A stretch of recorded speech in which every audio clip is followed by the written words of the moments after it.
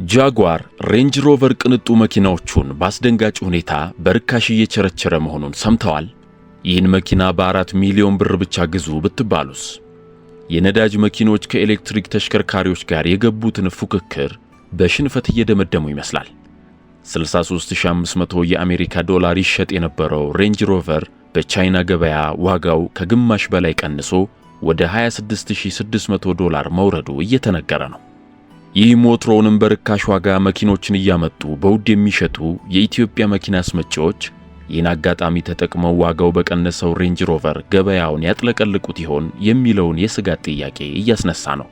ግዙፉ የብሪታንያ መኪና አምራች ጃጓር ከዚህ ከባድ ውሳኔ ላይ ያደረሰው ምንድነው የሚለውን ከመመለሳችን በፊት ወደ ቻይና እንዴት ገባ የሚለውን ጉዳይ እናንሳ። ጃጓር ላንድ ሮቨር እንደ አውሮፓውያኑ አቆጣጠር በ2012 ምርቶቹን በጋራ ለማምረትና በሀገሪቱ ገበያ ውስጥ ለማቅረብ የሚያስችለውን አጋርነት ከቻይናው ቼሪ ኩባንያ ጋር መሰረተ። ሁለቱ ኩባንያዎች በ2014 በዣንግዙ ግዛት ሱዡ ውስጥ የሚገኘውን የሲጄኤልአር ማኑፋክቸሪንግ ፋብሪካ ግንባታን አጠናቀቁ። ሆኖም ይህ የምርት ማዕከል አሁን በርካሽ ዋጋ ለሽያጭ የቀረበውን ሞዴል ኢቮክ ኤልን ጨምሮ የማንኛውንም ሞዴል ምርት እስከ 2026 መጨረሻ ድረስ እንደሚያቆም መገለጹ ቀደም ሲል ተዘግቦ ነበር።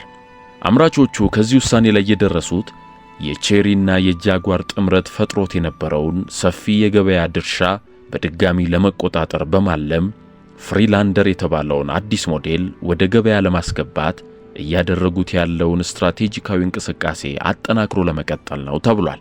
በካር ኒውስ ቻይና ድረገጽ የዳታ መረጃ መሰረት ላንድ ሮቨር ከጥር እስከ ግንቦት 2026 ድረስ በቻይና ለደንበኞቹ ያስረከበው 3976 መኪኖችን ብቻ ነው።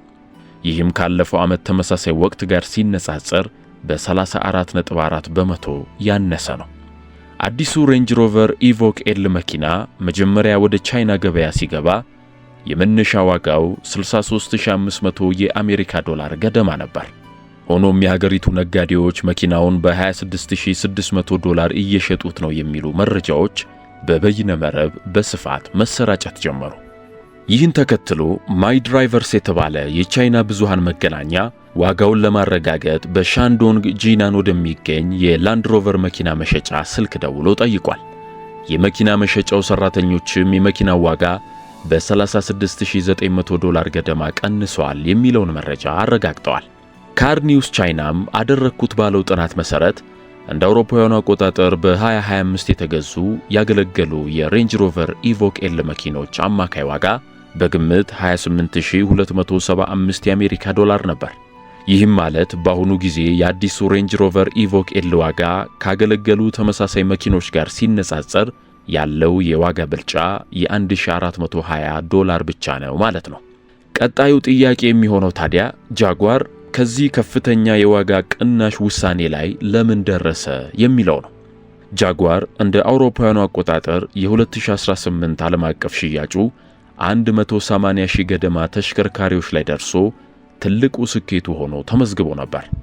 ከዚህ ከፍተኛ የስኬት ደረጃው ላይ ከደረሰ በኋላ ግን ይህ ግዙፍ ኩባንያ የቁልቁለት ጉዞውን ጀመረ። የኋላ ኋላም ብራንዱን ወደ ሌላ የገበያ አቅጣጫ መቀየር ጀመረ። ይህም በተጨናነቀው የመካከለኛ ደረጃ የቅንጦት ተሽከርካሪዎች ገበያ ውስጥ ከመዳከር ይልቅ ትኩረቱን በሙሉ በኤሌክትሪክ ተሽከርካሪዎች ላይ ብቻ ያደረገ፣ በቁጥር ጥቂት በደረጃው ግን ራሱን እጅግ ዘመናዊ የቅንጦት መኪናዎች ብራንድ አድርጎ ለማቅረብ ያለመ ዕቅድ ነው። በዚህም ምክንያት ውሳኔው ቀደም ሲል ይዞት የነበረውን የገበያ ድርሻ የሚያሳጣው አደገኛ ውሳኔና አዲስ ጅምር ቢሆንም የረጅም ጊዜ ዕቅዱንና ግቡን ለማስቀደም መርጧል።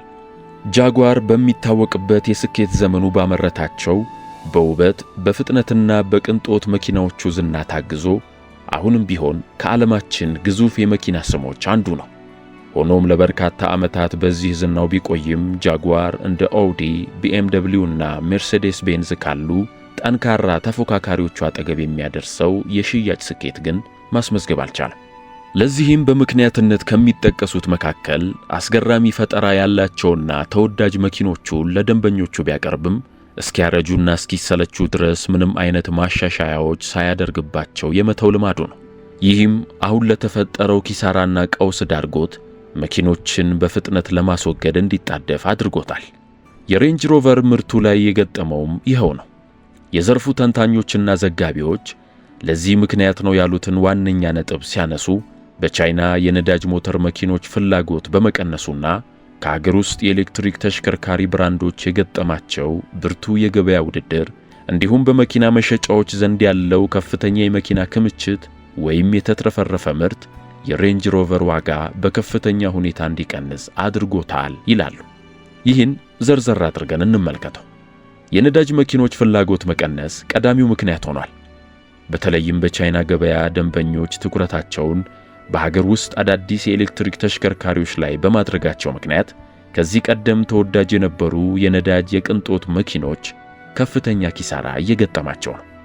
ነጋዴዎችም በብዛት የተከማቹ መኪኖችን ለመሸጥ በሚያደርጉት ትግል ከጥር እስከ ግንቦት 2026 ባሉት ወራት በነዳጅ በሚሰሩ መኪኖች ላይ የሚደረጉ ቅናሾች በከፍተኛ ሁኔታ መጨመራቸውን ካርስኮፕስ የተባለ ድረገጽ ላይ ተጠቅሷል። ይህም እንደ ሬንጅ ሮቨር ኢቮክ ኤል ባሉ አዳዲስ መኪኖች ላይ ከግማሽ በላይ የሆነ ከፍተኛ የዋጋ ቅናሽ እንዲደረግባቸው አስገድዷል።